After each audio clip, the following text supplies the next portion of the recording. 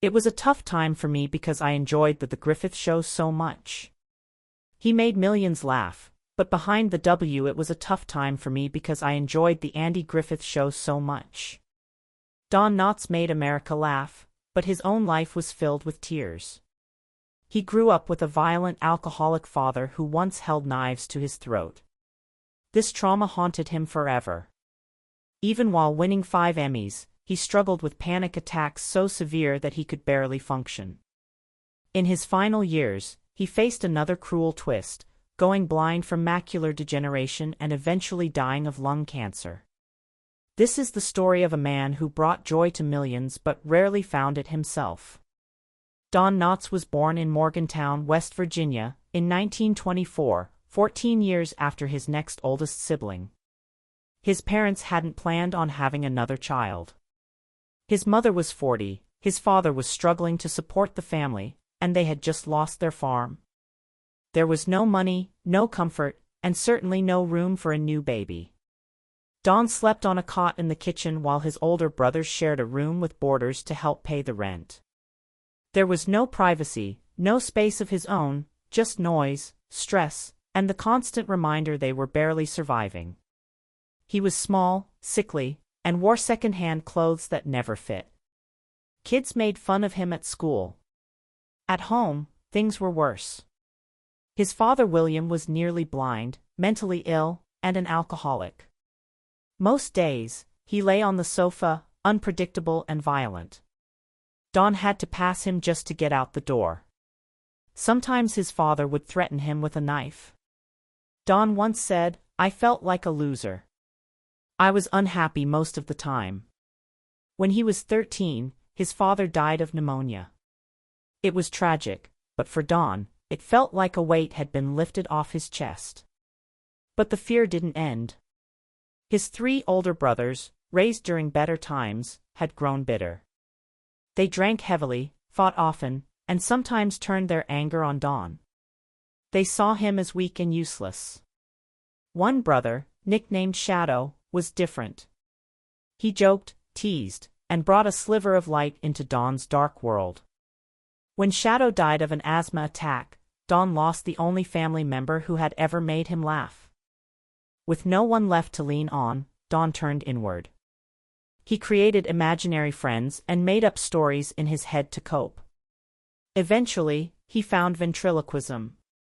He built a dummy named Danny and started performing at churches, schools, and community events at just 15.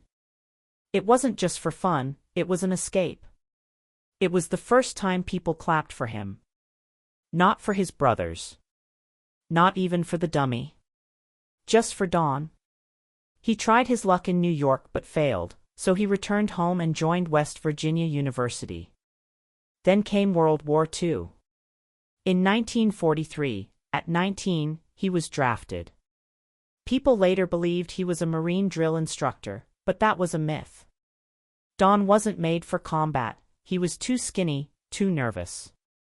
The Army placed him in the 6,817th Special Services Battalion, where his job was to entertain the troops. He traveled from island to island in a military variety show called Stars and Gripes. At first, he used his dummy Danny Hooch Matador to entertain, but after 2 years, something shifted. He started feeling annoyed that people laughed more at the dummy than at him.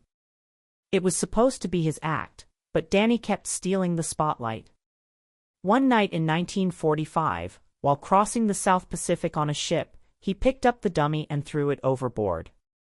He imagined it screaming as it sank like it was alive, but he didn't regret it. That moment was like cutting a chain. He wasn't going to hide behind a puppet anymore. He was going to make people laugh, as himself. Back home in January 1946, Don returned to West Virginia University using the GI Bill. He studied theater, acted in campus plays, and began sharpening the nervous, jittery character that would become his signature. This time, it was all him. No dummy. People started to notice. While studying, he met a woman named Catherine Metz. She was calm and thoughtful, very different from him. She was also engaged to someone else, but Don chased her anyway. And somehow it worked.